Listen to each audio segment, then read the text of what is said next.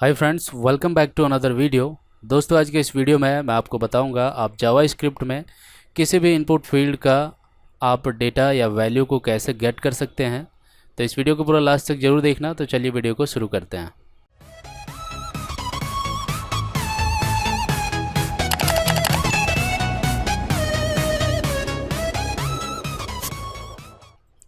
तो जैसा कि आप देख सकते हैं, यहाँ पे मैंने कोडिंग पैनल खोल रखा है अपना। यहाँ पे जो भी मैं टाइप करूँगा इसका लाइव प्रीव्यू यहाँ पे जो इसका आउटपुट है वो यहाँ पे दिखता रहेगा। ठीक है, तो सबसे पहले मैं यहाँ पे एक इनपुट फील्ड बनाता हूँ। इनपुट, इसका नेम दे देते हैं इनपुट डेटा, इससे आईडी दे देते हैं। आईडी भी इनपुट डेटा ही रखते हैं और इसे हम कर देते हैं क्लोज़। ठीक है, अब यहाँ पे एक बटन बनाते हैं हम। यहाँ पे पहले एक br टैग देते हैं और यहाँ पे हम बनाते हैं बटन। ठीक है, मैं एक एक कोड करके दिखा रहा हूँ आपको, जिससे कि आपको कोई परेशानी ना हो। ठीक है, बटन यहाँ पे दे दिया। बटन का नाम क्या देना है, हमें लिख देना है क्लिक मी।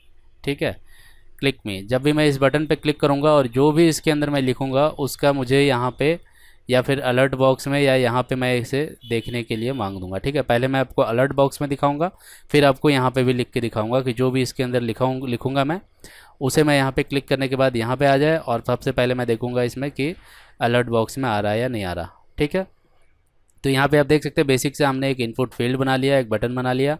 अब इसमें क्या करना है, इनपुट फील्ड में तो कुछ भी नहीं, इसका काम हो गया। बस मेन चीज़ है इसकी आईडी। ठीक है, अब बटन में हमें देना है, बटन पे एक फंक्शन लगाते हैं ऑन क्लिक पे। जब भी इस बटन पे कोई क्लिक करे तो कौन सा काम होगा इसे हम यहाँ पे असाइन करेंगे। ठीक है, बटन पे हम लिख देते हैं डेमो फंक्शन। ठीक है, डेमो फंक्शन हम चलाएंगे इसके ऊपर। तो अब ये फंक्शन तो हमारा कहीं बना हुआ नहीं है, तो इसे बनाना पड़ेगा पहले। तो बनेगा कैसे, हम इसे हेड टैग में फंक्शन बना सकते हैं या फिर कहीं भी HTML के ऊपर हम बना सकते हैं या बॉडी के अंदर भी। ठीक है, स्क्रिप्ट टैग ऐसा टैग है जो कि हम कहीं भी इसे हम बना सकते हैं। ठीक है, तो चलिए हम इसे हेड टैग में ही बनाते हैं। हेड में पहले स्क्रिप्ट टैग खोलना पड़ेगा आपको और फिर इसे क्लोज कर देना है। ठीक है, इसके अंदर आपको जावा स्क्रिप्ट लिखना है। ठीक है, तो जावा स्क्रिप्ट में एक हमारे पास मेथड है कि कोई भी इनपुट फील्ड या कहीं से भी हम अगर किसी चीज़ को इसके अंदर क्या है उस चीज़ को उठाने के लिए हम आईडी की मदद से उसे उठाते हैं डेटा को। ठीक है, यानी कि जो भी इसके अंदर वैल्यू है उस चीज़ को हम आईडी की मदद से लेते हैं। तो आईडी के थ्रू हम इस डेटा को कैसे लेंगे, तो सबसे पहले हमें इसे टारगेट करना पड़ेगा। ठीक है, तो टारगेट करने के लिए क्या है, पहले तो हमें फंक्शन बनाना पड़ेगा जो हमने फंक्शन वहाँ पे असाइन किया है। तो फंक्शन बनाने के लिए फंक्शन लिखना है और फंक्शन का नाम लिख देना है हमें डेमो फंक्शन। ठीक है, फंक्शन बनाने का यही एक तरीका है, यही फॉर्मेट है। बस यहाँ से एक बटन को यहाँ पे एक ब्रैकेट रहेगा, ब्रैकेट के अंदर फिर एक और कर्ली ब्रैकेट रहेगा।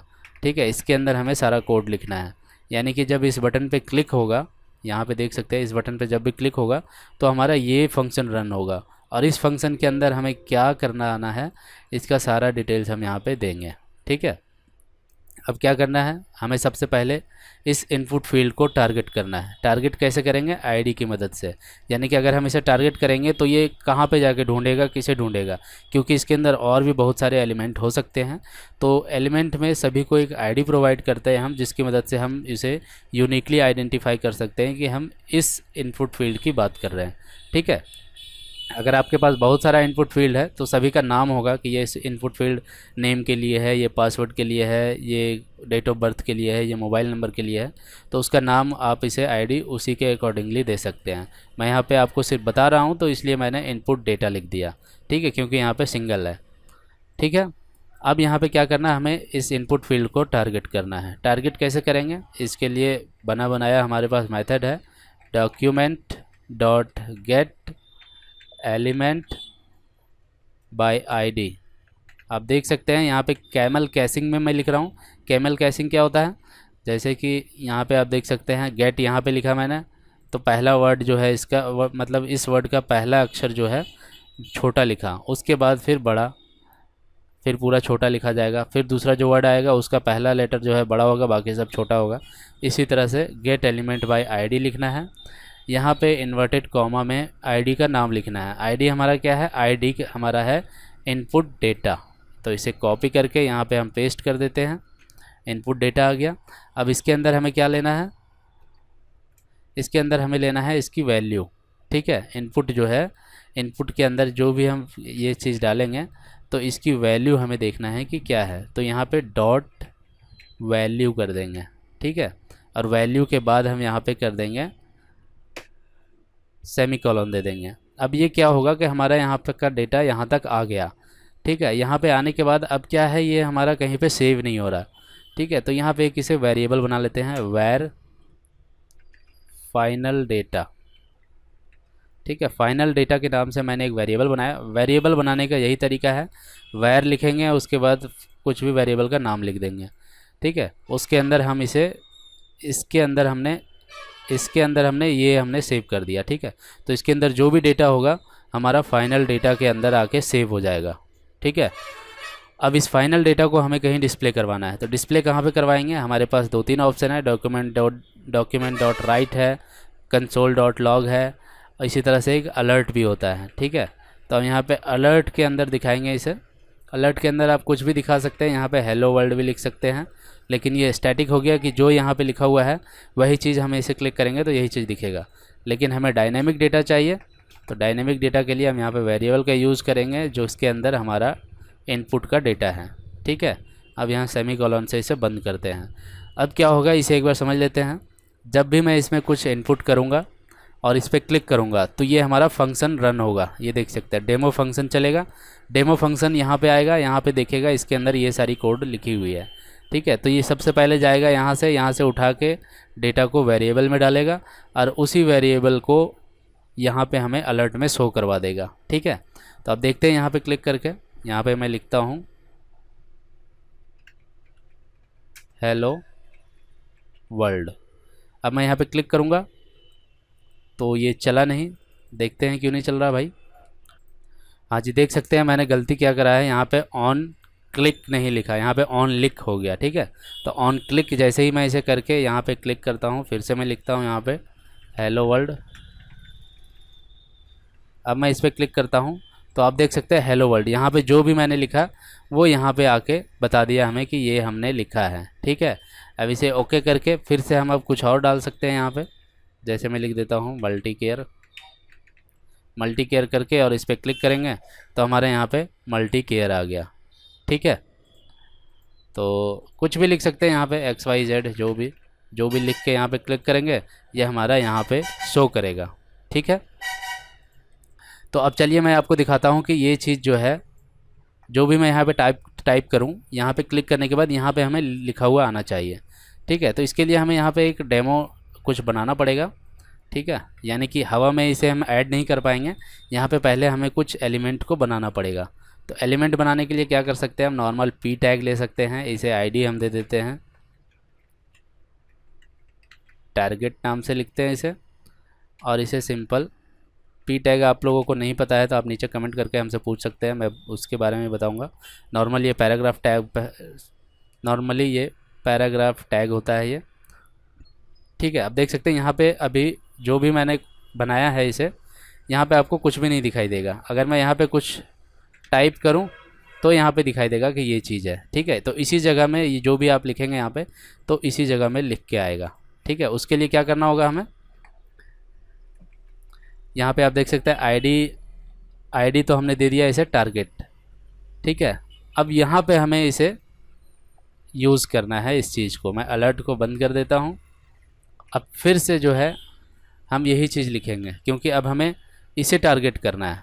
ठीक है, इसे टारगेट करना है तो फिर से document dot gate element by ID का नाम क्या है, आईडी का नाम अब की बार चेंज हो जाएगा, हमारा टारगेट वाला होगा। ठीक है, अब यहाँ पे देखिए, अब यहाँ पे ये वैल्यू नहीं होगा यहाँ पे। ठीक है, जिस भी एलिमेंट से हम उठाएंगे डेटा को उसका सभी का जो मतलब मेथड है, जो भी उसके अंदर जो इनर टेक्स्ट होता है सभी का अलग अलग होता है, ठीक है, सभी के अलग अलग तरीके से हम उठाते हैं। तो इसका वैल्यू से नहीं उठेगा, इसके लिए हमें लिखना होगा इनर HTML, ठीक है। इनर HTML इक्वल टू, अब यहाँ पे हम इसे ले देंगे फाइनल डेटा,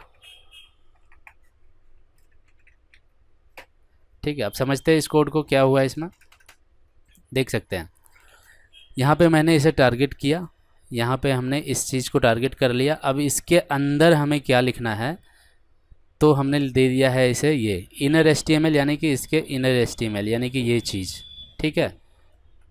इसके अंदर हमें क्या लिखना है, तो ये यहाँ पे हमारे पास ये आ ही जाएगा इसके पास डेटा। अब ये डेटा को हम जो है यहाँ पे असाइन कर देंगे इसके अंदर, तो हमारा यहाँ पे शो होने लगेगा, ठीक है। तो यहाँ पे बटन का भी नाम हट गया, क्लिक दे देता हूँ। अब देख सकते हैं, अब मैं यहाँ पे अगर कुछ भी लिखूँ हेलो और यहाँ पे क्लिक करूँ, तो आप देख सकते हैं हेलो यहाँ पे हमारा लिखा हुआ आ गया। तो ये क्या हो रहा है, यहाँ से मैंने क्लिक किया, डेमो फंक्शन चला हमारा। डेमो फंक्शन चलने के बाद ये एक वेरिएबल बनाया, वेरिएबल में क्या डाला, तो इस वेरिएबल में हमारा इसका डेटा जो भी इसके अंदर वैल्यू है इनपुट डेटा के अंदर, वो हमारा इसमें सेव हो गया। फिर से मैंने इस वाले आईडी को टारगेट करा और इसके इनर HTML में ये चीज़ लिख दिया, ठीक है। इसके अंदर आप कुछ भी लिख सकते हैं, आप देख सकते हैं फाइनल डेटा अगर नहीं है तो यहाँ पे आप लिख दें हेलो, हेलो नहीं, यहाँ पे मैं कुछ और लिख देता हूँ, जैसे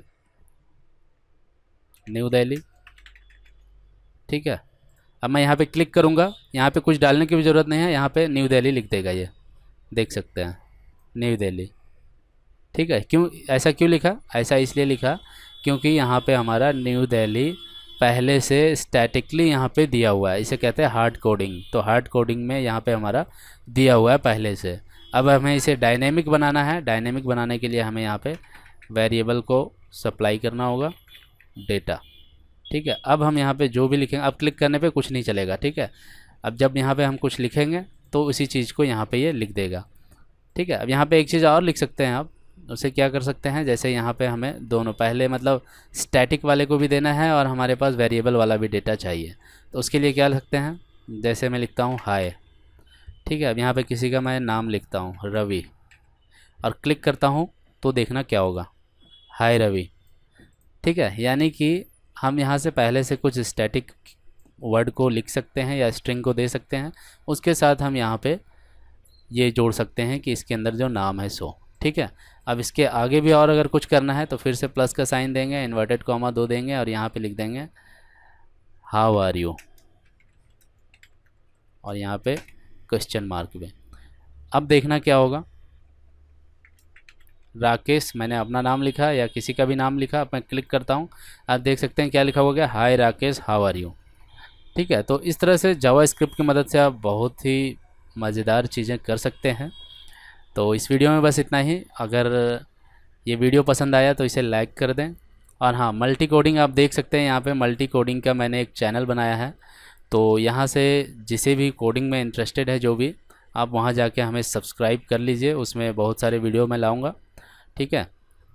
तो इसमें भी थोड़े बहुत वीडियोस मैं लाऊंगा, लेकिन जो मेरा मेन जो कोर्स टाइप का जो वीडियो आएगा, जो कि एक के बाद एक जो बनता रहेगा हमारा, वो हम मल्टी कोडिंग चैनल में डालेंगे, ठीक है। तो लिंक डिस्क्रिप्शन में दिया हुआ है, वहाँ जाके आप इसे सब्सक्राइब कर लीजिए। और ये कोड अगर आपको चाहिए तो मैं यहाँ से डाउनलोड करके मैं इसे दे दूँगा, ठीक है। इसके रेफरेंस से आप इसमें प्रैक्टिस कर सकते हैं। तो इस वीडियो में बस इतना ही, उम्मीद है वीडियो पसंद आया। तो चलिए मिलते हैं अगले वीडियो में, गुड बाय।